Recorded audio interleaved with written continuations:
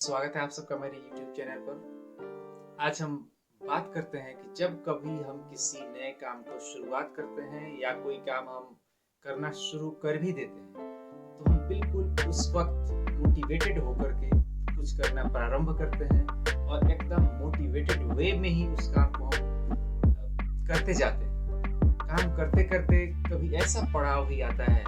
कि हम सोचने लगते हैं कि अब हम थक सा गए हैं, अब लगता है कि हमसे ये काम हो नहीं पाएगा और हम मन ही मन टूटने लगते हैं, हम हिम्मत हारने लगते हैं, हमारी हिम्मत टूटने लगती है। तो उस अवस्था में हमें क्या करना चाहिए? मित्रों, आप सबको बता दो कि मेरे साथ भी इस तरह के समस्या आते हैं, यानी कि हम सभी के साथ इस तरह की चुनौतियाँ आती ही रहती हैं। जब हम आगे बढ़ते हैं अपनी किसी लक्ष्य की प्राप्ति के लिए किसी काम को कर रहे होते हैं, बेशक हमारे आगे बहुत सारे चुनौतियां आ खड़ी होती हैं और हमें लगता है कि इन चुनौतियों के सामने हम काफी छोटे हैं, लेकिन ऐसा सोचना हमारे हिम्मत को तोड़ता है, हमारे मनोबल को तोड़ता है। हमें उस समय वहां से निश्चित रूप से अपने कदम को एक स्टेप आगे की ओर बढ़ाना चाहिए। ऐसे करने से हम उस काम को निरंतरता तो दे ही पाएंगे,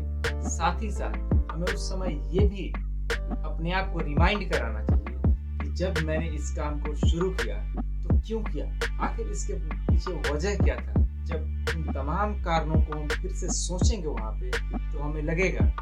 कि पहले हमने इस काम को इन वजहों से करना प्रारंभ किया और यदि हम नहीं करेंगे तो हमारे बहुत सारे उसके पीछे हमारे जो कारण रहे होंगे, जो हमारी इच्छाएं रही होंगी, वो सब परिपूर्ण नहीं हो पाए। इसलिए इन तमाम चीज़ों को ध्यान में रख करके हम अपने पूरे मन